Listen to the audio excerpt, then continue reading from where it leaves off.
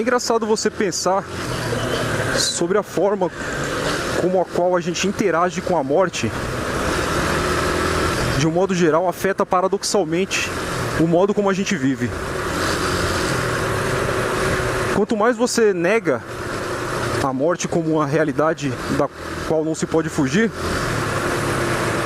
mais você precisa se refugiar na negação e no auto-engano para evitar pensar nisso.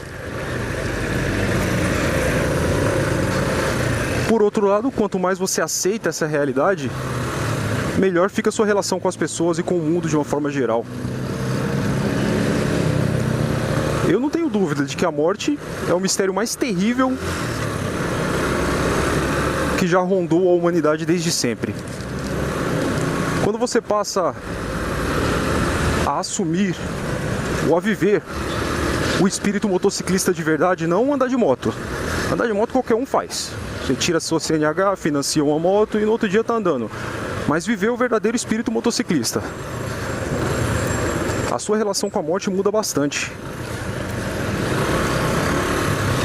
Você passa a entender que, por mais precaução que você tenha, por mais cuidados que você tome, por mais prudente que você seja, cada vez que você sobe na sua moto, se despede dos seus pais, dos seus filhos, esposas, irmãos, pode ser a última vez que você está fazendo isso.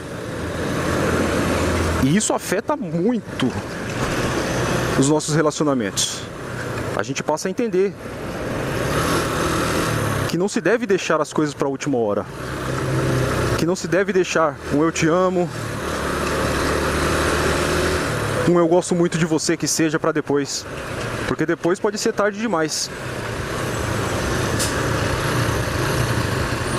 Quando você se refugia no auto-engano e na negação da morte, você passa inicialmente a usar aquele jargão: viva como se não houvesse amanhã.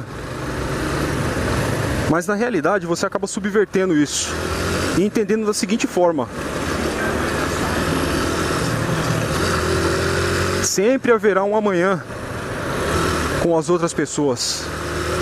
Acaba assumindo meio que uma postura de eu sou imortal, a morte não existe, ou isso nunca vai acontecer comigo. As consequências disso são quase sempre, invariavelmente,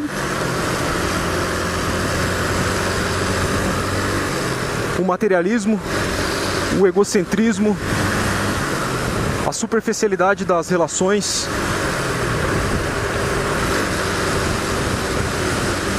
que é o que mais nós temos visto no mundo moderno. O homem se tornou fraco demais para aceitar que a morte é o seu único destino certo. Se acha dono da natureza, dono do mundo, dono da razão. E isso não só vai conduzir para o destino comum de todos, que é a morte, como vai conduzir para uma morte miserável. Uma morte pós-existência vazia.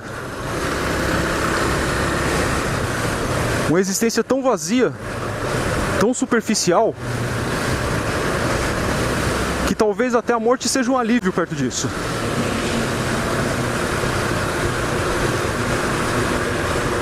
O homem moderno precisa retomar a força espiritual suficiente para reconhecer a morte como seu único destino.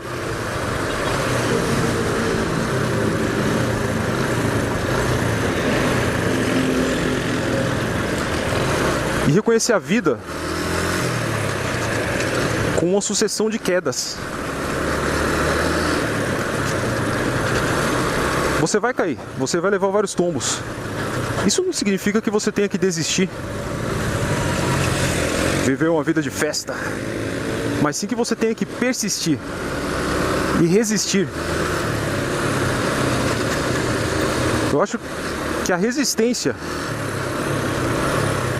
espiritual, a resistência mental, a resistência física é a verdadeira razão de existir. Resistir para existir. Porque no final das contas,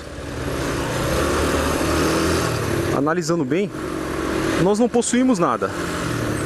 E na maior parte das vezes o que nós vemos é as coisas que as pessoas possuem acabarem por possuí-las. E porra, no final você não é dono nem do seu corpo. O seu espírito vai deixar o seu corpo pra terra comer.